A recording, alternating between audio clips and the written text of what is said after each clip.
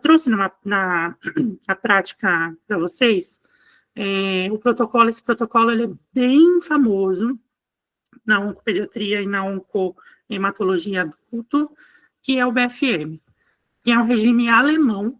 Então, vocês imaginam, né? Aquele regime rústico. Então, tá vendo? O nome do protocolo é Berlim, Frankfurt, Munique.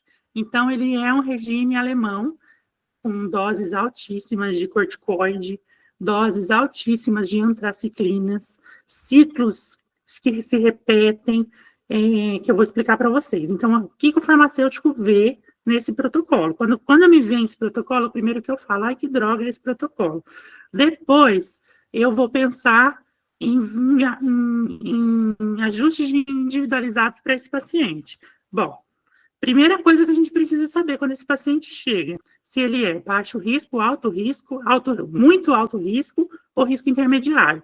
Aí eu não vou entrar em detalhes para não prolongar muito, mas assim, está relacionado à idade que esse paciente tem, à leucometria que esse paciente chega. A gente sabe que as leucemias agudas, esse paciente chega lá no pronto-socorro com leucócitos a 100, 200, até 300 mil, a gente já viu, né? Fazendo a síndrome do sangue espesso, porque tem muita célula lá. Então, a gente precisa entender, com esses critérios aí que eu só ilustrei para vocês, que risco que esse paciente está, para saber aonde que ele entra nesse protocolo. Então, a primeira coisa que esse paciente vai fazer, independente do risco, né? Se ele é um risco baixo, se ele é um risco médio ou alto, é a indução. Lá de cara na indução, já tem valnurubicina. Então, a gente já, para começar, esse paciente a gente precisa entender se ele é cardíaco, né? Intestina, se esse paciente já tem neuropatia periférica. O Oncaspar, que ali está como asparaginase, que é lá de 2000 bolinha, né? Mas a gente usa agora a pegasparaginase. Então, tem eventos adversos horríveis na administração.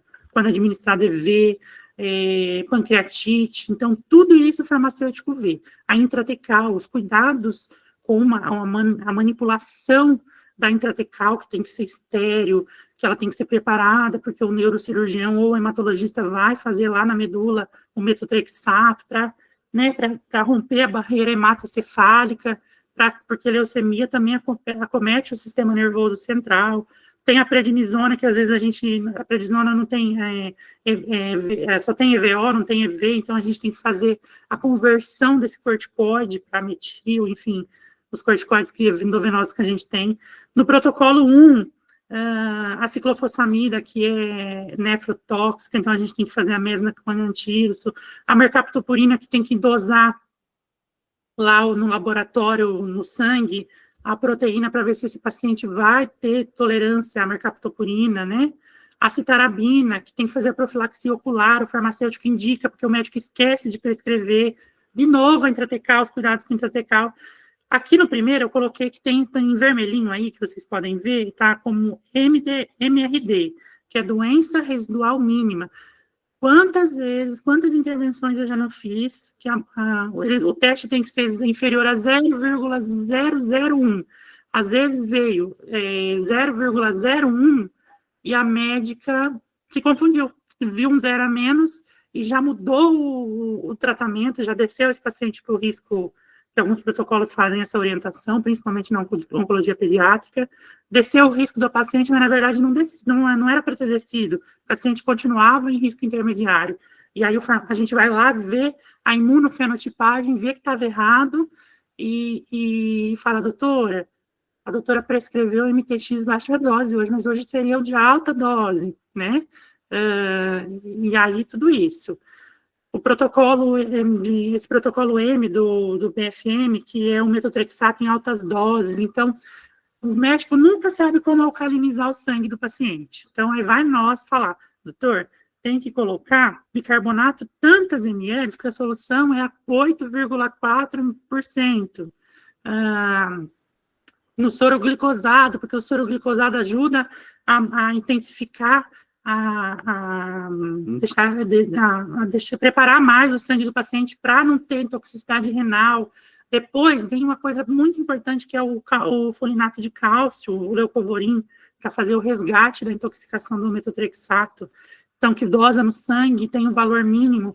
E às vezes, tem pacientes que intoxicam com a infusão, não conseguem eliminar, então a gente dobra, triplica, quadriplica a dose do ácido do folinato de cálcio, para a gente conseguir desintoxicar esse paciente, para não diminuir a lesão renal que vai existir. Então, o farmacêutico tem um papel. E a gente sabe esses protocolos de cabeça, é uma loucura. Às vezes eu falo para a Adriana, ela até na aula aí, que é minha companheirinha, eu falo para ela, gente, como a gente decora tanta coisa, né? Olha para vocês verem o papel do farmacêutico, né? Tudo mais. Bom, eu não vou continuar nesse protocolo, porque senão tem todas essas etapas, vocês imaginam eu explicar para vocês tudo que nós temos que ver dentro desse protocolo enorme. Esse protocolo dura até 3 anos, né? Esse esqueminha que eu estou mostrando para vocês. E isso quando não vai para o transplante, volta para o transplante para fazer manutenção dele ainda. Então, é uma loucura. Esse protocolo é um protocolo para linfoma, que é o ABVD em primeira linha e o EACOP em segunda linha. O que a gente leva em consideração? Por que eu coloquei essa imagem aí? A idade. E na oncologia, não existe só um ajuste para clearance de creatinina ou para bilirrubina direta. Não, existe o ajuste para a idade, citarabina, a escolha do protocolo. É evidente que tem pacientes com idade mais avançada que não suportam. O farmacêutico, ele valida a progressão da doença, o farmacêutico oncológico, né? Valida a progressão da doença. Então, é que nem eu coloquei aí, ó.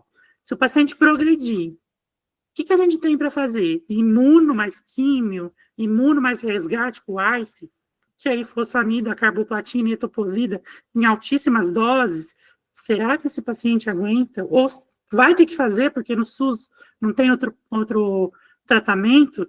Então, o que a gente faz? A gente tem que ajustar a dose, reduzir dose para que esse paciente tolere, né?